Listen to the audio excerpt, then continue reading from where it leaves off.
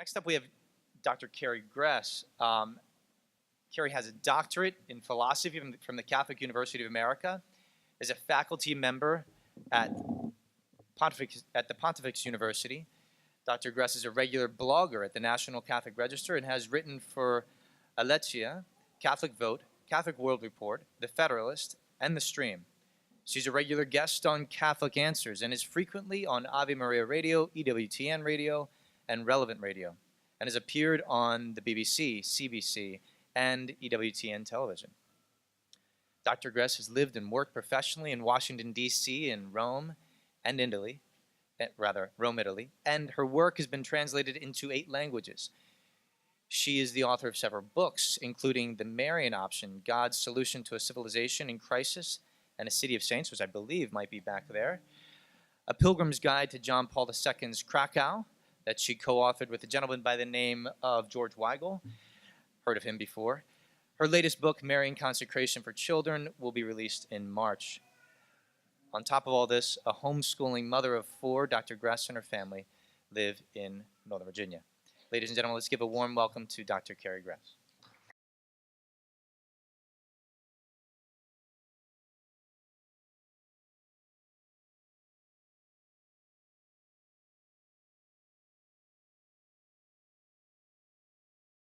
Well, thank you. It is really a pleasure to be with you all today. I feel like Father Hathaway covered everything already, so we can have coffee now. But in any event, I have been writing about women, and hopefully a lot of this will also ring true, or at least be insightful for men.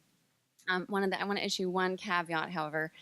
I think one of the things I've noticed is when you talk about women, it's very difficult to find voices that are different than what we hear in the media. I've started looking at where our information about women comes from, and it's pretty much a chokehold that the media has on how we think about women's issues. And so I think a lot of times you have sort of this pendulum reaction where people think, oh, she doesn't mean, contraception and abortion, she must mean that women shouldn't be working and that they should be home with their children and whatnot. So what I want to do today is really look at some content-rich ideas about what it means to be a woman, especially in this age, instead of just looking at things that are outside of our own era. I think the lives of the saints are fantastic, but sometimes they're very hard to relate to. So I want to look at how we can look at motherhood in our lives today. Now, I have a PhD from Catholic University, and while I was doing my studies there, I said, this work on feminism it's kind of interesting. I like it. I'm glad I've read it, but I don't ever want to write a book about women. I don't want to write about women at all. I don't want to talk about women. I'd much rather do other issues, and I ended up writing on human rights. But something happened as I was writing my dissertation, and that was that I had my own children. And the first, so this is what really motivated me to start writing about women, and it all came from the fact that I realized how hard motherhood is. Up to this point, I had gotten or almost finished my PhD. I had learned several languages. I had worked full time while I was writing while I was working on my doctorate, and none of these compared to the challenges that I faced in motherhood. And I kind of went through motherhood thinking, next week's going to be easier. Next week she's going to sleep better. Next week she'll stop teething. It was always this sort of something's going to give and it's going to get easier. And then finally I had this light bulb moment. Motherhood is supposed to be hard. It's not supposed to be easy. And as soon as I realized that, as soon as I recognized that the motherhood is supposed to be challenging, all of a sudden it almost became easy, because I saw it in a completely new light, and I saw that there were things that I was getting from motherhood. Father Hathaway talked about the service that we are supposed to give, but I think we get caught up in that notion of service too much, and we sort of forget that there are going to be things that we can get from this that are going to transform us as women. And so this is really where my book, Ultimate Makeover, came from, was looking at how motherhood transforms us from very self-absorbed, academic, scholarly women into something much more open. It makes us compassionate. It gives us all kinds of virtues that we would never pick up if we didn't have these challenges in our lives. And so that's where the book idea came from. But I also tapped into a lot of my own academic work looking at the virtues and vices, and I'll talk about that in a minute. But while I was also having this realization about why motherhood is hard, I was also experiencing a lot of struggles that I was seeing in my personal life, but also in the lives of other women that I saw, that there were all kinds of grandmothers who were not very grandmotherly. There were all these women that, I thought I could tap into and get wisdom from, and yet they weren't particularly wise. They weren't particularly concerned with trying to help me or other women raise their children. One of my friends said that when she has to tell her mother-in-law that she's pregnant, that she feels like a 17-year-old who's single, and instead she's in a very happy marriage and has 4 kids and has a beautiful life. And yet there's not a lot of support.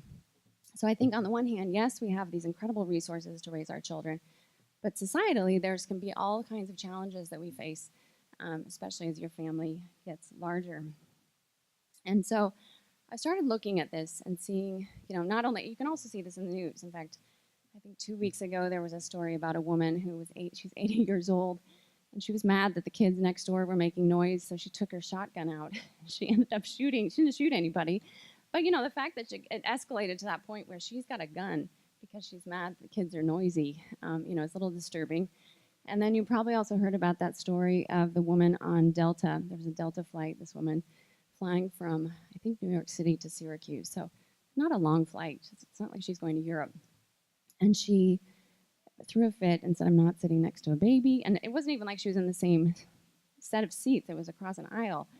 And she ended up being escorted off the flight because she escalated so much to the point where she was threatening the stewardess that she was going to get her fired. And anyway, so I think this kind of behavior is something that is largely unprecedented. I don't think we can really point to other generations and see this kind of problem on such a wide scale. And so I thought, what is it what's the model of motherhood or grandmotherhood that we like, that we're attracted to? And I thought of this woman.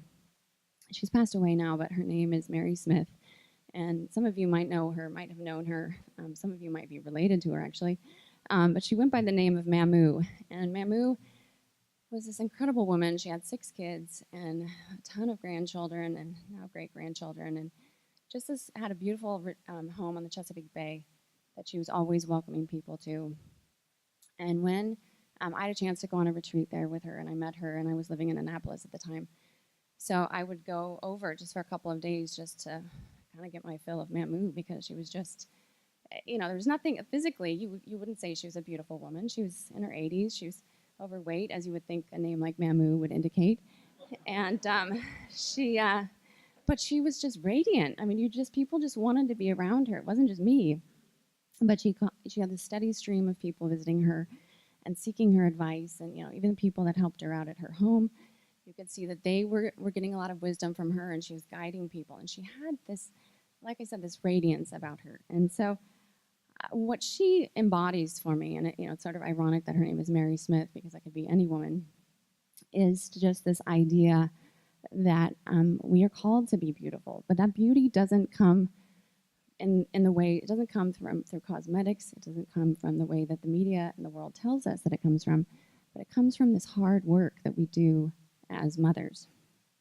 And so I began to see, maybe this is one of the reasons why we don't have these grandmotherly mothers, because they weren't really mothers. They didn't go, a lot of them didn't go through the trenches, and they didn't spend this time that's really vital, I think, for womanhood.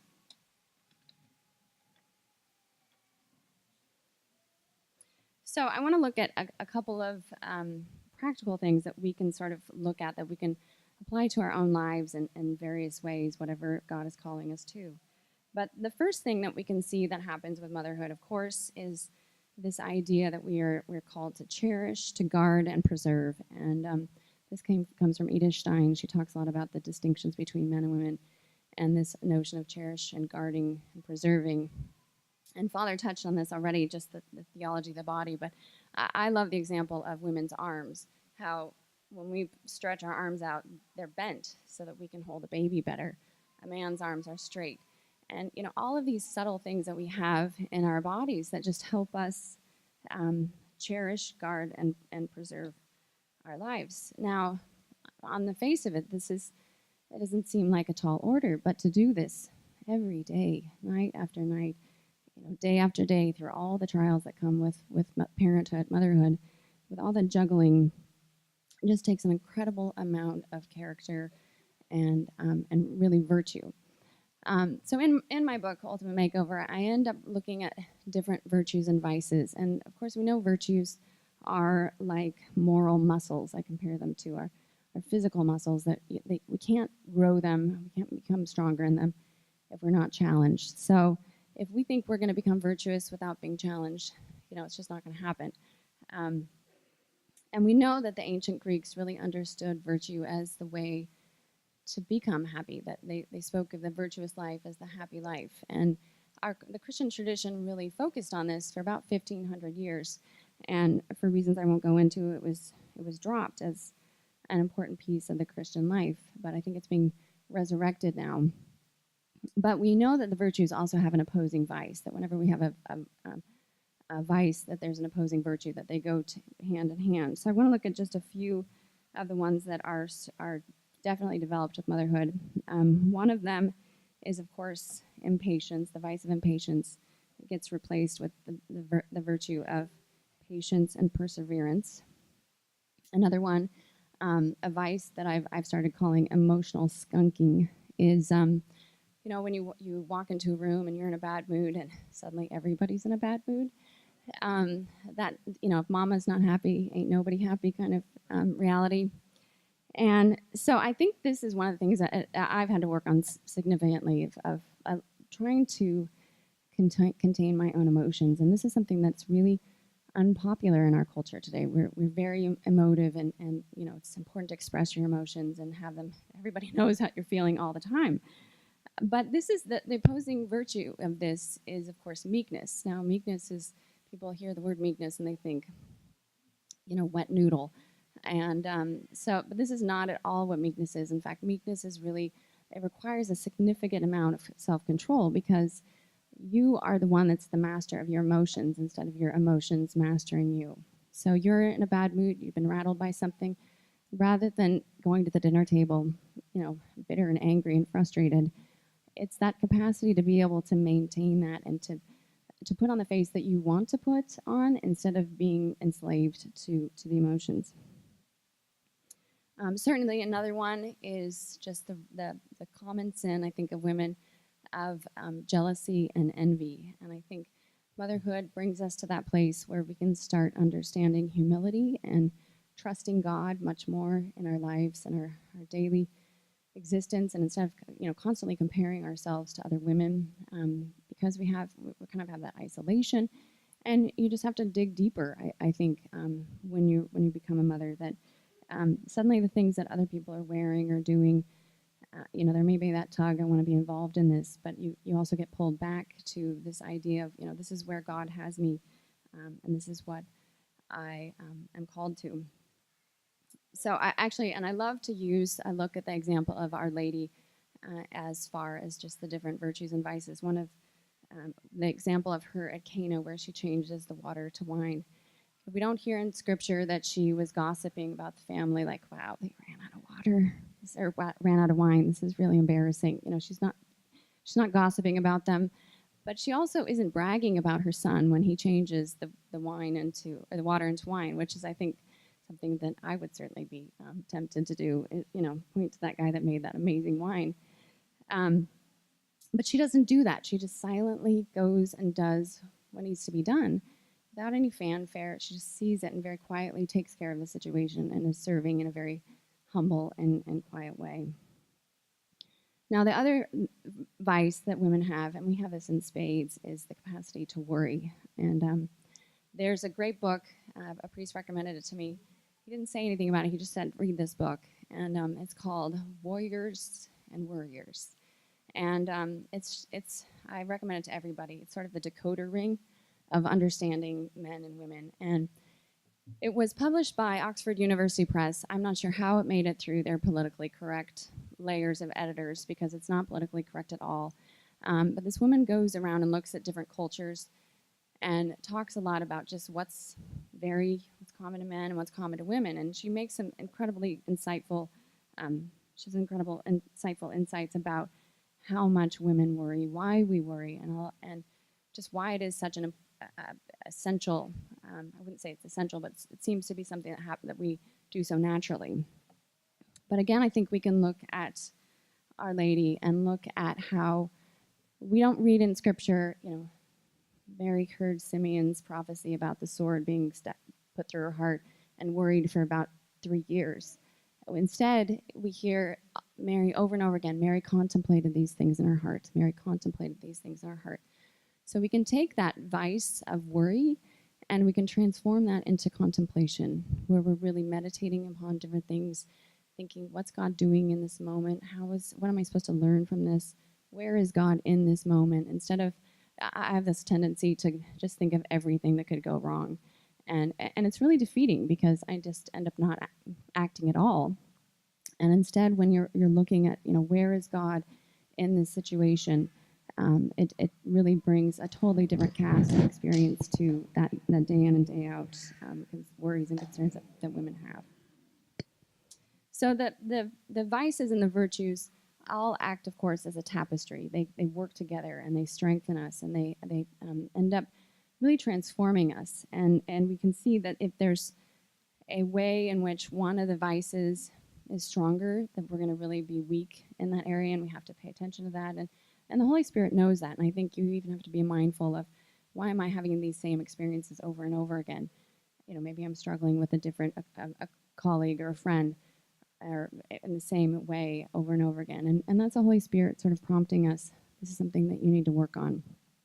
And so as a result, then, what happens is we can slowly but surely, through all of these struggles, become much more like Memu, become much more like Our Lady in terms of just being radiant and having our beauty being something that's interior, that comes out of us, instead of something that we're constantly covering up the signs of age and whatnot. But I think the bigger thing that happens with motherhood is really this deepening of a relationship with God. And a lot of times we describe motherhood, or think of motherhood as, especially those early years, it feels very much like a desert. Now, if you look at the saints, someone like St. Benedict of Norcia, he spent 3 years in a cave. And it was after that point that he came out, and then he's founded the monastic system. And so we know that there's something really fruitful about leaving the world and allowing God to work on us and to see what our weaknesses are. And there's nothing like motherhood to show you your weaknesses. I mean, dealing with children, of course, is so challenging. And any vice that you have is going to pop up, immediately. It's going to be incredibly hard to hide that. And that's what it is that he is doing with us. But once we're humbled, one of the unique things about motherhood is that God really wants to initiate this intimate relationship with us. He wants to start sharing more insights with us. If we look at women throughout the Old Testament, if we look at contemplative nuns, God shares things with them. I mean, a lot of our devotions come from the likes of St. Faustina, St. Mary Alacoque, different women who God has shared insights with. Even, Mary knew about the incarnation first, and St. Mary Magdalene was the first to see Christ, not the apostles. So we can see that there's a very special way in which God wants to connect with us. And of course, he wants to share the word with us. He wants to give Christ, his son, to us in that experience of getting deeply into our souls. One of the insights that I had when I was working on this book was just to see, listening to people like St. Mary Alacoque describe their experiences. What they say is, God, I had this seed. It was this idea that came to mind. And it was so fleeting, I just didn't pay any attention to it. And then it just grew and grew and grew, and it got bigger. And then it became something bigger than me. We can see this with with Mother Teresa. She had this small idea, and it ended up becoming much larger than she could ever have imagined. And yet, we can see this is the exact same pattern of pregnancy. A woman knows there's this seed's been planted, and it grows, and then these children or child ends up growing into something far beyond our own expectations. So even, again, that theology of the body imprinted into our body is this way in which God wants to speak to us, to reach to us, and to tell us very unique things, and not just, tell us I love you. He wants to tell us he loves us, but he wants to give specific insights and ideas to us that relate to our family or relate to the world, that are unique to us in our own vocation. And so as a result of this, I think one of the things that the women desperately need, and I think husbands can help their wives with this tremendously, is to really provide silence, to find silence. And I know that sounds hard to do, but especially when you've got a busy household. But even just, going away for 15 minutes, or friends that pray in their closets, actually, and spend time there. Find, a little cell just for either journaling or different insights, because they will build on each other. Those ideas will build on each other. And it's a vital piece in terms of growing in the spiritual life and growing in these virtues. So after I finished this book on Ultimate Makeover, I ended up writing my book called Marian Option. And while I was researching that book, I encountered this story about a priest. And this priest had been a farmer before he became a priest, and he understood how to work with nature and how to grow a good crop, and the importance of dirt and wind and rain and all of these kinds of things. But he also understood that this nature, that grace built on nature, that in order to get the supernatural, you have to work with the natural. So his concern was, how are we going to grow vocations? He didn't just look at it as, just how do we convince men to be priests? But he thought, how can we grow vocations? And so what he did was he started a mother's group, a scripture study for women. And then he started a couples group, Bible study. Then he started a group for men. And then finally he did groups with the parents and then with the children by themselves. And from there, he really started to get vocations, that there was this fruit that was happening because he started with the soil. He started with the women and ended up growing it. The vocations followed from that. Well, what I think this story illustrates is really just the idea that seeds are planted in us, both spiritually but also physically, and that as a result, we're called to nurture and to cultivate our families and those people that are in our sphere of life. And I think we can see just how vital mothers are, especially when you hear the tragedy of a young mother dying. We know that there are few things that can rattle a person more than losing a mother, especially when they're young, and that's because the roots of the person haven't grown deeply enough. They still need nurturing from that mother, and that's obviously something incredibly vital and important, and I don't think we really think of mothers in those terms, but I think it will make sense the more I explain here. But one of the other things that I discovered when I was researching the Marian Option was that there was always talk about Adam and Eve, and then there was Christ and Mary as the new Adam and Eve. It was always this binary reality going on. And it struck me at one point, and that there was no female complement to the Antichrist. And I'm not talking here about an Antichrist as a person. I'm talking about it more of as a spirit, the way St. John talks about the Antichrist being in the church from the very beginning. But I had never thought of it as an anti-Mary, as there's being some kind of a spirit of the anti-Mary. But I think if we look at this model of women as soil, and if you're Satan and you want to disrupt the whole world and steal souls away from God, what do? Well, you have the women sterilize themselves. You have them kill the fruit of their womb. You tell them, you don't need to nurture your children. It's not important. You prevent them from cultivating relationships and from growing into nurturing, wonderful, mamu kind of women. So, and this actually, this idea has kind of taken a life on its own. I'm working on another book called On the Anti-Mary, but what we can see is what it is it's this erasing of Mary in our culture. And, I've seen this so dramatically. Like if you went to a secular organization of women today and you suggested that women should be like Mary, you'd be laughed out of the building. You'd probably be escorted out of the building, actually. But it's dramatic just how far we have come from Mary being this model for women to now there's not even connecting the dots. There's no fabric there to really help women grasp that and to understand how important that is. And of course, the other problem is that a lot of the feminist, a lot of the ideas behind feminism come back to this idea of emotions. It's very emotional. I've spent a lot of time looking at the philosophical underpinnings of a lot of the radical feminism arguments, and there's just no argument there. It's all emotional bullying, and a lot of it is also related to this notion of envy, which, as I look deeper and deeper into women, I think men have a fundamental sin related to lust, and I think women have a fundamental sin related to envy. And I'd love to be challenged on this, but it seems like the deeper I look, the more it's there. So even if you look at fairy tales, what are these stories about over and over again? Everything from Cinderella to Sleeping Beauty to Snow White. There's an older woman who's really bitter, and she wants to wipe out the younger woman because the younger woman's going to supersede her. She's going to take her place, and she doesn't want that to happen. She wants to hold her position and her power and be the fairest of them all, the most beautiful. So we can see that there's this sense, even abortion and contraception are related to this. This child's going to take something away from my life. I can't have this child. Having children takes something away from me. It doesn't add to me. It takes away from me.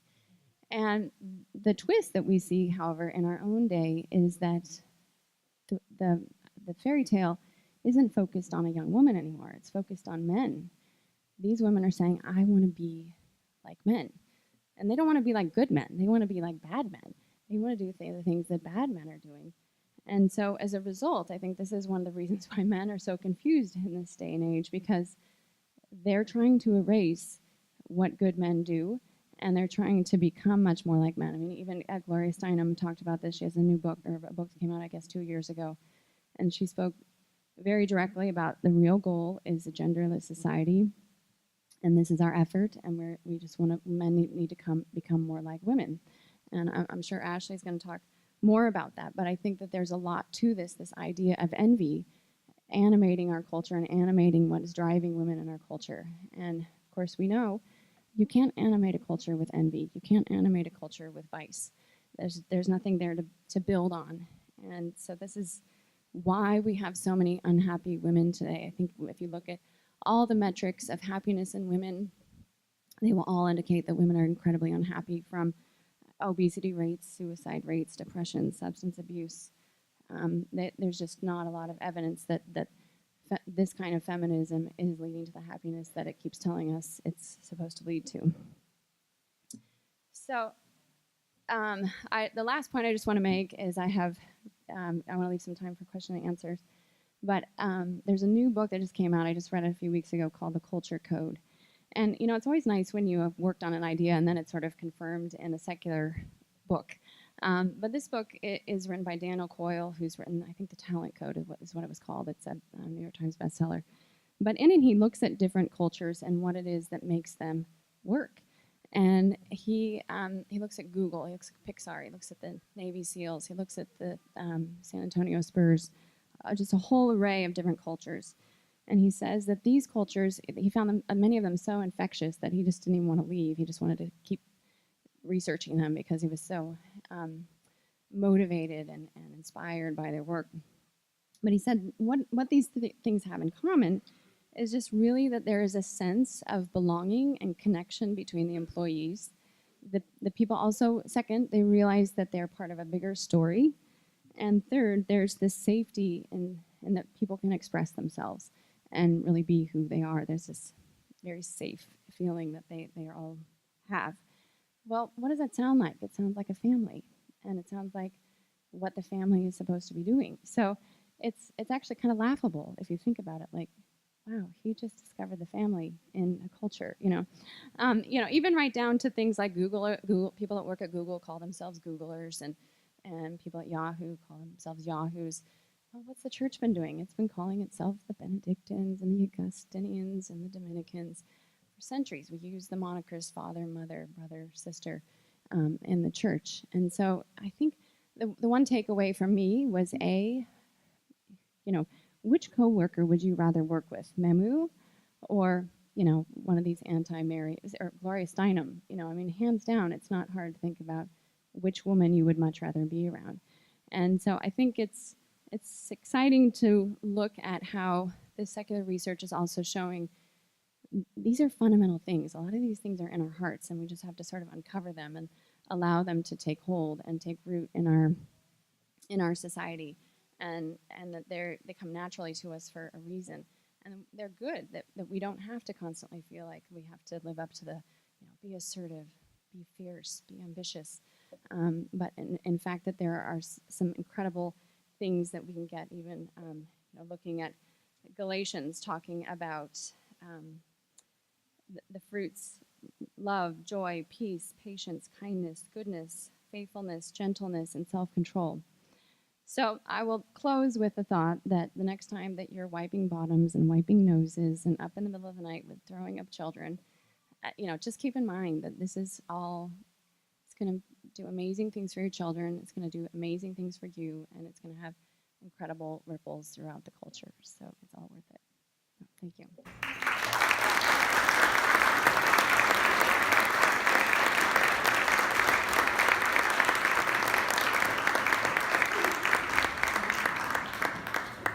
So I know we've got this for questions. So any questions for Carrie?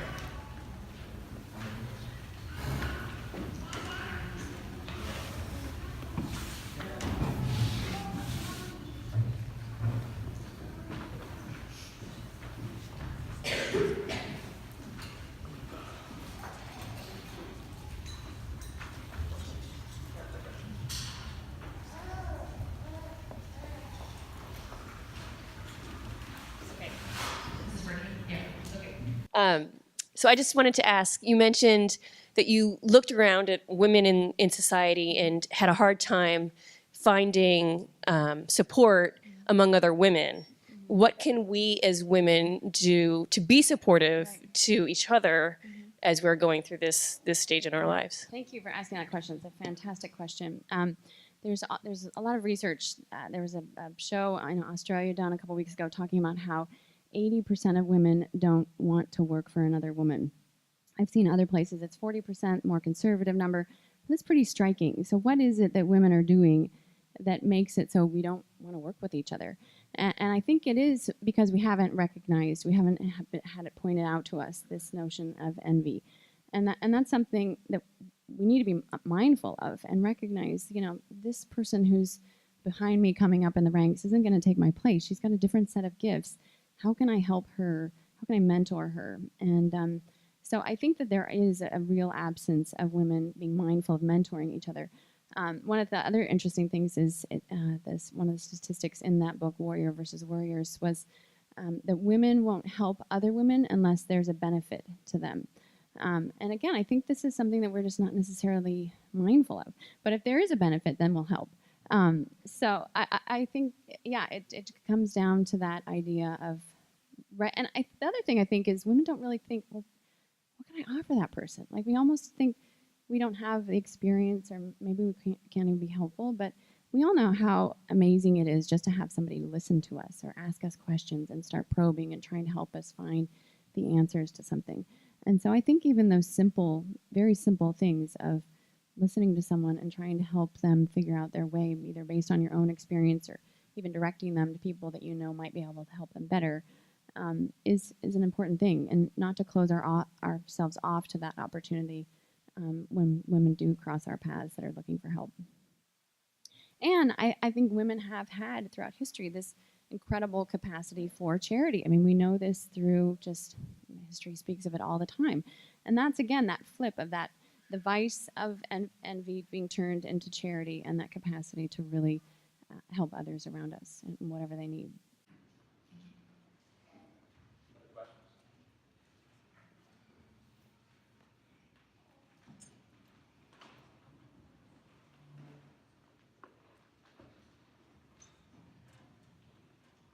Can you speak to the problem of women, or the challenge of women who are employed full-time who are also raising young children? Can I speak to the challenge of women? Yes, I can. It's very hard. Yeah, I think this is one of the things that is incredibly difficult because the fact that if you get anywhere on Facebook, you're going to have the mommy wars are just going to ignite quickly. And I think it's a real tragedy because there's so many of us that are in situations that we feel called to. We feel like God has really called, we've discerned something. And, some situations, the woman is the better, earns more, or what have you. I mean, I think these are difficult situations. But Edith Stein, I think, put it best. She said, the woman needs to make sure that she remains the heart of the home. And I think that's what it kind of comes down to. If it ends up being the case that I know of one woman that she worked long hours, and her children just didn't want to be around her. They wanted their caregiver because she wasn't around them very much. And so in that kind of situation, that's where you have to step back and say, we got to reanalyze this and question that. Am I the heart of the home? But I think Brad Wilcox has some great research about how the women that are the most happiest right now are the women that are doing something outside the home but are also raising children. And I think that rings true for so many of us because in my case, I didn't even think about being a mother.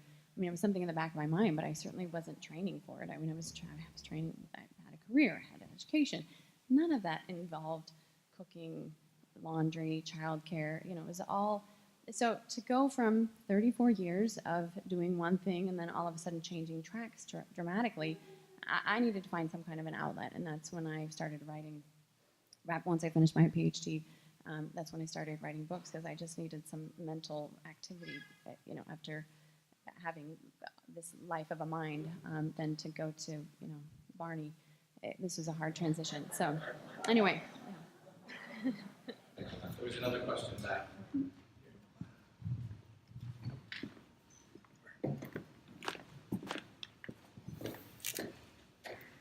Sort of builds on the earlier question about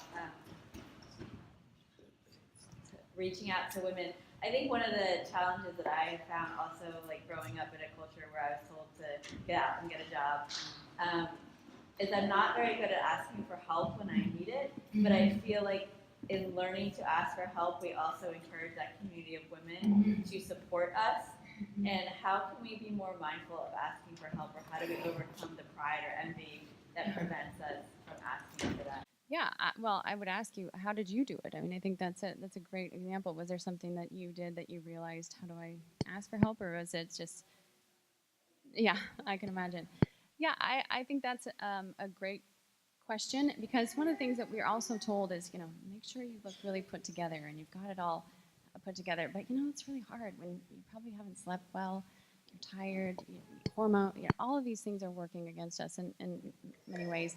And this was one of the fun things about this book, The Culture Code, was that vulnerability actually can be a very positive thing, because it lets people know that we're not sort of bulletproof, and that they can help us, and they can reach us, and they can embrace us in that way when we are struggling. So I would say that that's something, even if it just ends up being an awkward situation. I mean, I've had those experiences where people know you need help because you're in tears. That's those aren't bad things, and it's important that we do get help because we need it.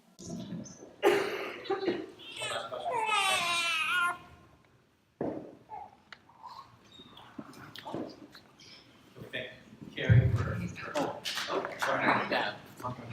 I'll be the only guy right now to ask a question. This is dangerous. This is risky. You're in a safe space. Yeah. The question is, you mentioned earlier about how you're drowned out. The woman's voice that is rooted in God is really drowned out. I mean, look at the Women's March. In fact, in particular, women who believed in don't believe in abortion were just completely excluded, openly excluded. So just taking that simple example, not getting complicated, I mean, do you see any kind of mechanisms that can change the dynamic? Because it does look like for women, not it just seems like a cause that's really very, very, very difficult. Yeah, I think that's a good question, and it is very difficult. But part of the reason it's also so difficult is because of our celebrity culture, because these women have celebrity status, and because they have found a way of, making it so that conservative women and Catholic women don't have a voice and are drowned out. And so, yeah, I think that it's nice that we at least have some alternatives, whether it's social media, to kind of get these things out there. But it's a real challenge. I think this is going to be one of those things that prayer and fasting is going to be one of the only way, almsgiving, to sort of root this one out, because it's so ubiquitous. And the more I look at it, I'm just astounded, how much of a control they have. And what's actually fascinating is if we even look at the Harvey Weinstein situation, it's just this perfect example of how, we know men and women, their virtues work in harmony together.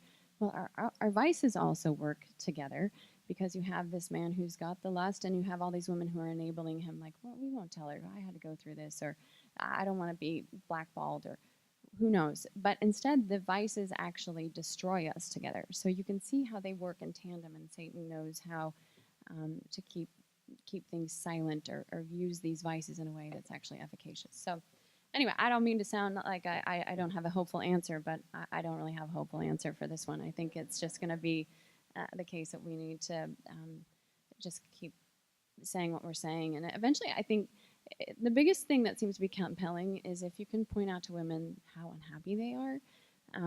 That to me, or even not saying, oh, you look pretty miserable, but asking the question and say, get to that heart, like, so how's it going? Are you happy?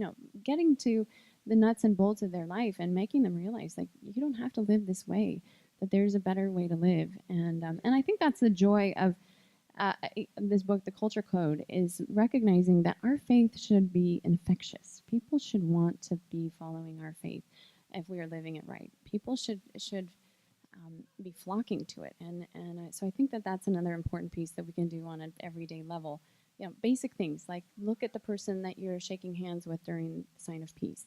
Very simple things where you're recognizing the humanity of the other person can go a really long way. And just doing those tiny things goes a long way. So. Well, thank you all very much.